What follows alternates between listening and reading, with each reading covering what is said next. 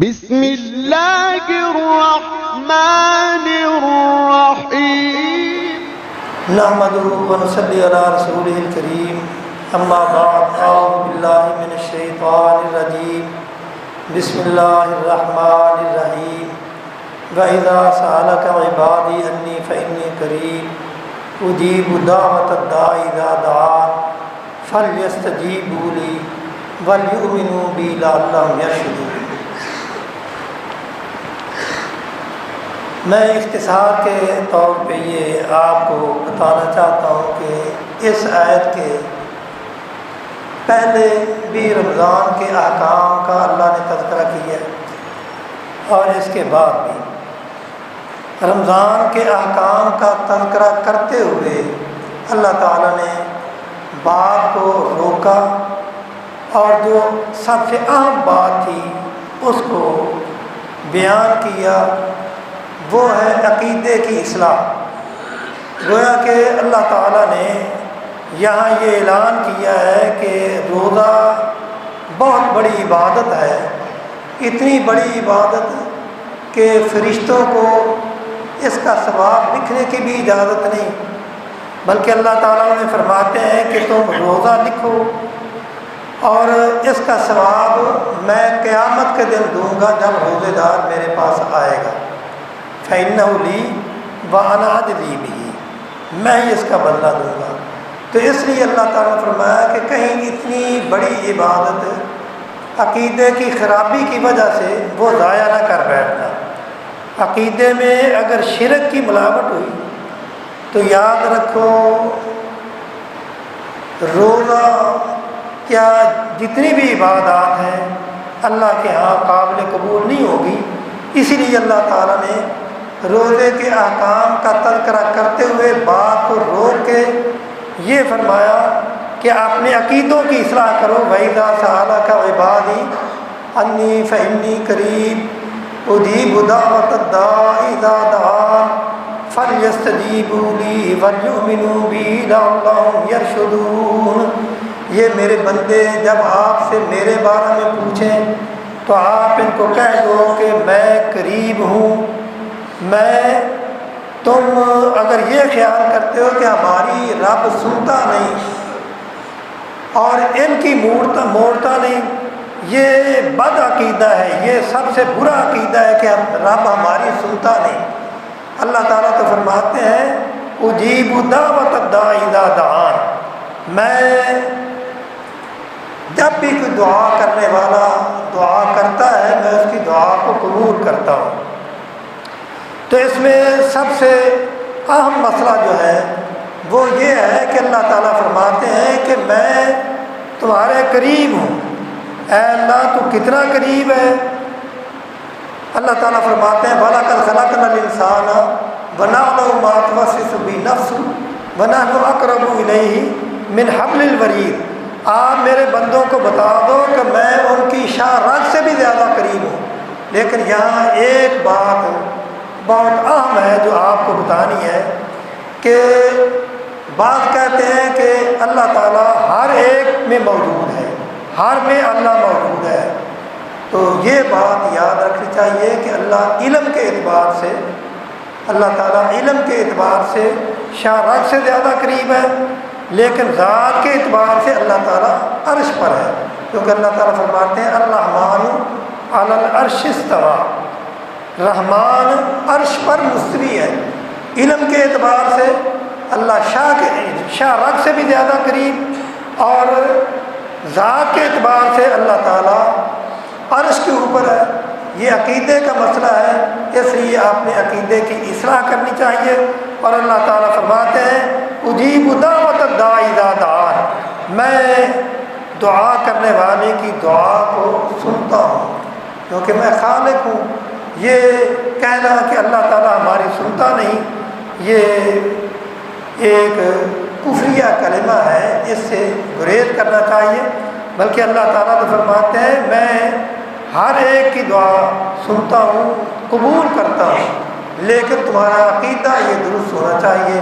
اس لیے اللہ تعالیٰ فرماتے ہیں کہ تم جن کو پکارتے ہو ان الذین تدعون من دون اللہ عباد، جن کو تم اللہ کے سوا پکارتے ہو وہ تو بندے ہیں، وہ تمہاری پکار کو سنتے ہی نہیں، اور میں تو تمہاری پکار کو سنتا بھی ہوں، تمہاری دعا کو قبول بھی کرتا ہوں، کیونکہ میری ذات وہ ہے اللہ لا الہ الا هو الحی القیوم لا تأخذہ سنۃ ولا نوم۔ اللہ کو نہ نیند آتی ہے نہ اونگ آتی ہے، وہ زندہ ہے، قائم رکھنے والا ہے۔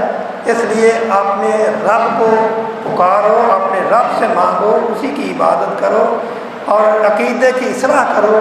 عقیدے کی اصلاح کے ساتھ ساتھ اپنے اعمال کی بھی اصلاح کرو، کیونکہ ہمارے اندر ایسی بیماریاں پائی جاتی ہیں، جس طرح اگر عقیدہ درست نہیں ہے تو تمام عبادات ضائع ہو جاتی ہیں۔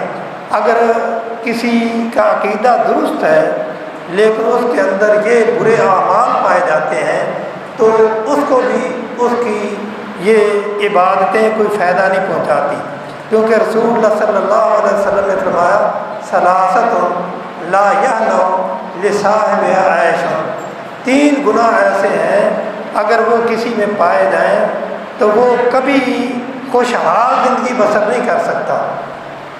وہ 3 گناہ کون سے ہیں؟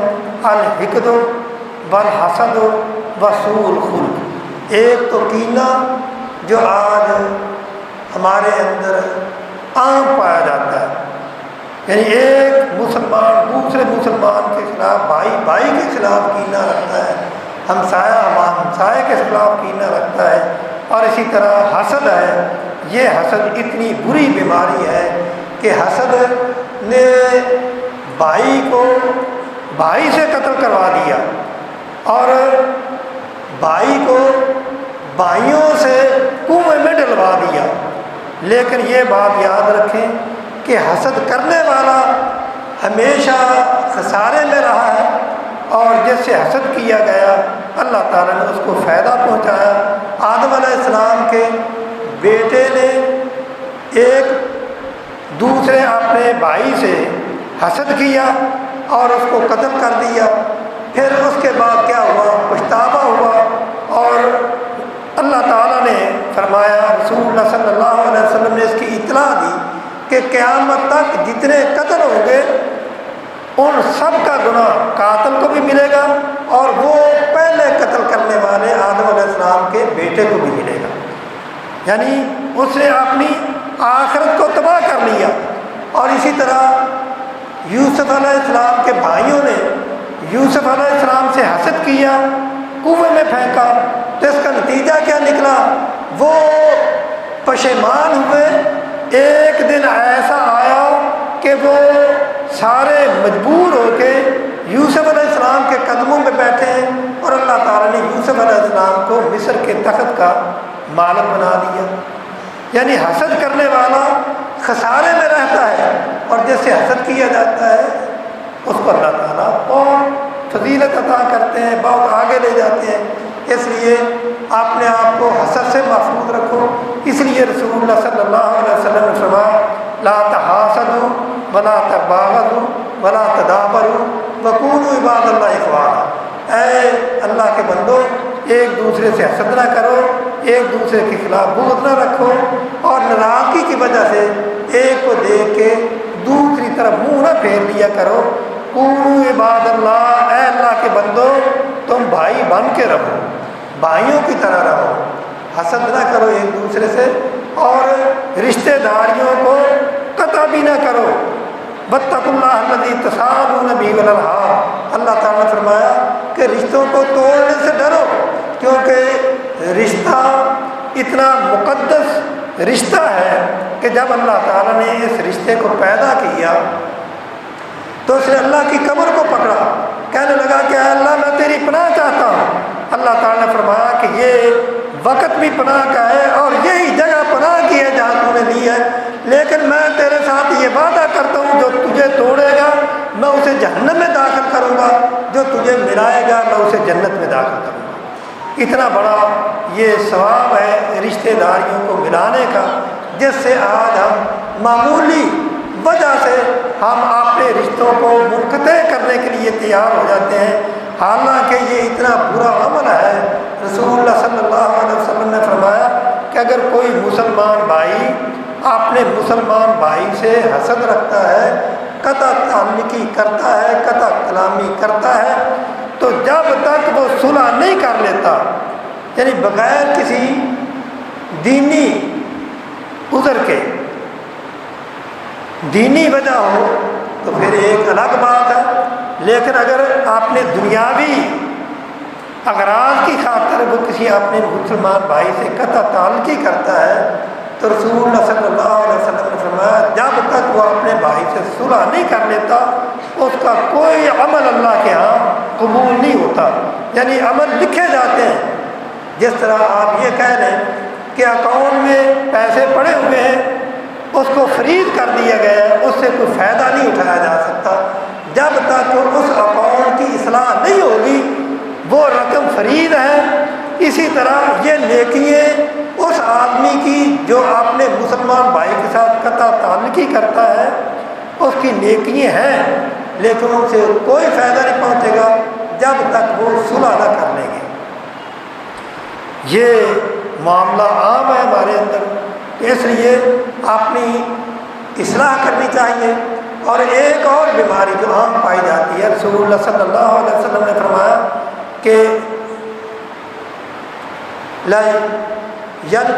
لَيَنْقَضُنَّ اور الاسلام عُرْوَةً، یہ بات یاد رکھو کہ اسلام کے کڑے جو ہے ان کو ایک ایک کر کے توڑا جائے گا، اور جب ایک ٹوٹ جائے گا پھر دوسرے کو توڑنے کے پیچھے لگ جائیں گے، اور سب سے پہلا کڑا جو ٹوٹے گا وہ اللہ تعالیٰ کے احکام پہ عمل کرنا، اور سب سے آخری وہ نماز میں سستی۔ آپ دیکھ لیں کہ ہماری نماز میں کتنی سستی ہے، نمازی کتنے ہیں اور بے نماز کتنے ہیں۔ تو اسی طرح رسول اللہ صلی اللہ علیہ وسلم نے فرمایا کہ اللہ کے احکام میں سے گانا بجانا یہ ایک ایسا برا عمل ہے جس سے اللہ نے منع کیا ہے، اور گانے بجانے سے آپ کو معلوم ہے کب منع کیا ہے؟ کیوں جی؟ شراب تو حرام ہوئی مدینہ میں، گانا بجانا، گانا سننا اللہ تعالیٰ نے یہ حرام کیا تھا مکہ میں، اور اس کی وجہ مفسرین یہ بیان کرتے ہیں کہ اللہ تعالیٰ نے سب سے پہلے گانا اس لیے حرام کیا کہ جس دل میں گانا ہوگا، جو دل گانے کا رسیہ ہوگا، اس کو قرآن کے ساتھ محبت بھی ہوگی، قرآن کے احکام پہ وہ عمل نہیں کرے گا۔ تو اس لیے اللہ تعالیٰ نے گانے سے سب سے پہلے منع کیا، اور اس کے بعد پھر نماز نازل ہوئی، نماز کا حکم آیا، زکوٰۃ کا، روزے کا، حج کا، یہ سب احکامات بعد میں آئے ہیں، اور اللہ تعالیٰ نے شراب کی حرمت کو بھی بعد میں نازل کیا، لیکن گانے کی حرمت کو سب سے پہلے نازل کیا۔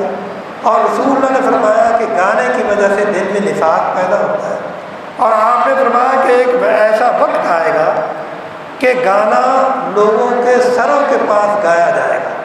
اور آج دیکھ لو، تجربہ ہے، موبائل میں کیا ہو رہا ہے، موبائل میں ٹونے ہیں، گانے لگے ہوئے ہیں، ان میں تلاوت تو کم ہی لگاتے ہیں نا لوگ، عموماً ٹونے جو ہیں وہ گانوں کی لگی ہوئی ہیں، اور یہ کان کے ساتھ لگاتے ہیں، جب سوتے ہیں تو سرانے کے قریب فون کو رکھتے ہیں تاکہ فون آئے تو پتہ چلتا ہے۔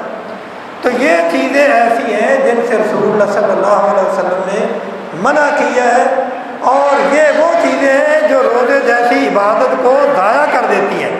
رسول اللہ نے فرمایا من لم یدع قول الزور والعمل به فلیس للہ حاجۃ فی ان یدع طعامہ وشرابہ، جو روزہ رکھ کے گناہ کے کام نہیں چھوڑتا، اللہ تعالیٰ کو اس کا بھوکا پیاسا رہنے کی ضرورت ہی نہیں ہے۔